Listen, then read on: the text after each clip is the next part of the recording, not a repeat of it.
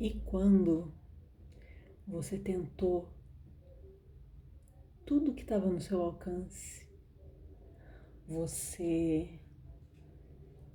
se entregou a processos terapêuticos, se entregou a processos de autoconhecimento, você estudou os temas e estuda os temas que são referentes à sua saúde emocional, à sua saúde ancestral, à sua saúde psíquica, à sua saúde relacional.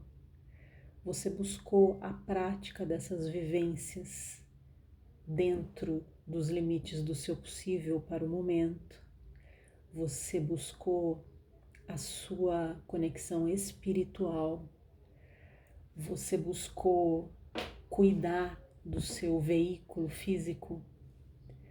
Você mantém práticas diárias, frequentes, a respeito dos aspectos do seu ser que você quer e precisa integrar de alguma forma, ou aspectos do seu ser que você precisa de liberação. Você se observou, você acessou algumas sombras bastante profundas, tanto pessoais quanto da sua consciência ancestral, ou seja, das heranças do seu clã. Enfim, insira aqui qual foi o outro caminho que você buscou, o outro movimento que você talvez fez. E ainda assim você não chegou no lugar de solução de alguma fragmentação interna, de alguma dor existencial, de algum luto, de algum aspecto da tua saúde psíquica, relacional, emocional, física, financeira, enfim. E aí eu sou levada a pensar que a gente vivencia momentos na vida assim, como esse 9 de espadas. A gente vivencia momentos onde, mesmo buscando soluções, o que a gente consegue dar conta de acessar naquele momento, por motivos que ainda não estão claros para nós, embora a gente tenha toda a chance de descobrir quais são esses motivos e fazer novos movimentos, ou fazer novas liberações, ou fazer novas integrações no nosso ser e na nossa vida, mas fato é que a gente vivencia sim momentos onde o que está presente na nossa vida é a dor, às vezes o desespero, a angústia, buscas que parecem não nos levar aonde a gente precisa chegar,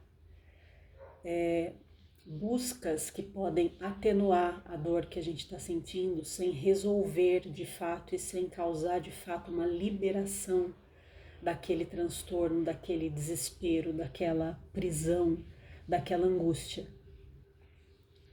E aí o que eu queria trazer aqui é, primeiro, o reconhecimento disso, que sim, essas fases da vida existem, porque a gente tem muito acesso a muitos caminhos de solução para tudo, e é muito angustiante quando a gente vivencia algo que parece não ter solução, ainda que a gente saiba que isso não é a totalidade da narrativa possível para aquela história.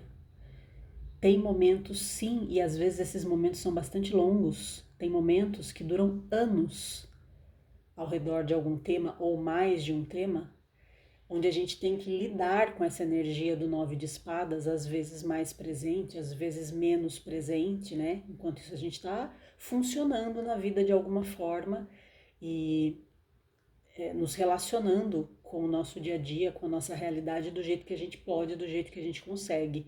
Mas sim, os movimentos do 9 de espadas, eles estão presentes o tempo todo, em dadas fases da vida, às vezes mais, às vezes menos, às vezes mais fortes, nos derrubando no chão, e às vezes a gente consegue levantar, se recompor ali momentaneamente e viver aquilo que a gente precisa viver e resolver aquilo que a gente precisa resolver, dar conta da nossa vida, dar conta do nosso dia a dia, do trabalho, da saúde, da família, enfim, muitas variáveis.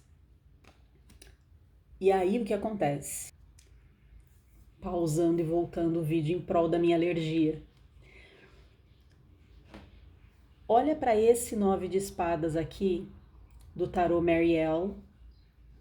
Eu tava com o 9 de espadas do tarô de Waite, né? Que acho que é conhecido de muitos. E aí a gente chega nesse 9 de espadas aqui, eu vou até ficar para cá, assim, para focar mais ainda. A gente chega nesse 9 de espadas aqui do tarô Marielle. E ele vai falar sobre... Gente, essa carta eu facilmente colocaria ela na minha parede mesmo, assim, uma ampliação dela. Ela vai falar sobre o momento de transcender a dor. Eu acho tão deliciosa a perspectiva da gente poder,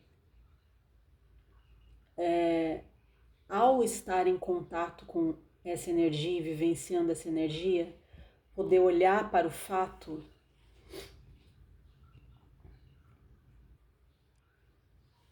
de que o outro lado daquilo que a gente está vendo sobre ela é essa energia aqui, e entender que existe um momento de transcendência, um momento onde tudo se integra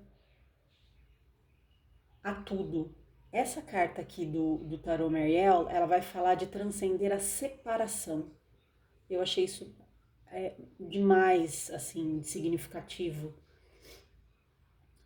E quando a gente olha para essa carta, de fato,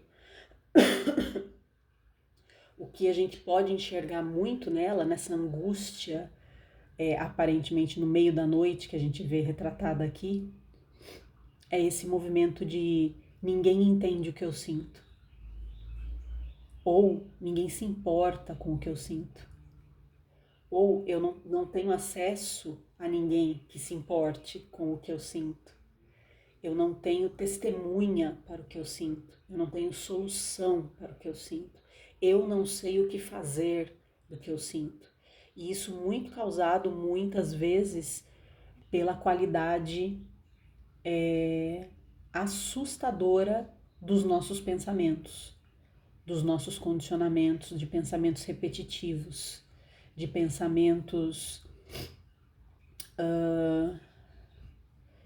que nos aprisionam em espaços do nosso ser onde parece que nada vai evoluir daquilo e que nada tem saída. Aí desse lado aqui, a gente vai encontrar o momento onde os mundos se encontram, os mundos se misturam, as possibilidades de transcendência se tornam visíveis. Não por acaso, se você prestar atenção, as colunas aqui, uma preta e uma branca, como na carta da sacerdotisa, estão em ordem invertida. Normalmente a gente veria a coluna preta à esquerda de quem olha para a carta de frente, e aqui está à esquerda porque está de frente, de costa para mim e de frente para a câmera, e a branca à direita. E aqui, quando você olha de frente para a carta, você vai ver o contrário. Você vai ver a coluna preta à sua direita, se você tiver com essa carta na mão olhando para ela de frente, e a coluna branca à sua esquerda. Por quê? Porque aqui a gente está falando do momento de integração que vai ficar visível para quem está saindo desse lugar aqui, ó. Para quem está entrando aqui, as colunas parecem estar trocadas. A coluna preta parece estar, entre aspas, do lado errado, assim como a branca. Para quem está saindo desse espaço aqui e voltando para o mundo integrado, a coluna preta vai estar à esquerda de quem está saindo e a branca à direita de quem está saindo. Ou seja, consciência e inconsciência se integrando, que é isso que essa carta propõe. Eu não sei se esse momento deixa espaço, esse momento aqui, se ele deixa espaço para algo que vá realmente trazer alívio. mas eu vejo que incluir essa perspectiva aqui nos momentos 9 de espadas que a gente vive, a perspectiva de que talvez o que tenha por trás desse par de mãos aqui, cobrindo os olhos em desespero e solidão absolutos, talvez a hora que essa mente relaxar um pouco mais e essa pessoa conseguir deitar a cabeça no travesseiro e dormir profundamente, talvez a ausência dessa algema, dessa prisão que são os pensamentos condicionados dessa pessoa, talvez permitam que ela chegue nesse espaço aqui interno de consciência, onde a integração dos mundos e a descoberta do que existe na transcendência, transcendência do quê? Da prisão da mente, seja de fato possível. Esse vídeo ele não vai trazer soluções, ele é só entre muitas aspas, um movimento de reconhecimento a esses estágios da vida, ao quão doloroso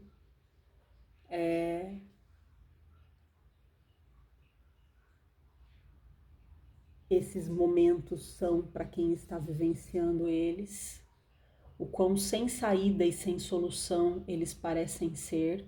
E aí aqui talvez eu esteja querendo dizer, ninguém que passa por isso está sozinho.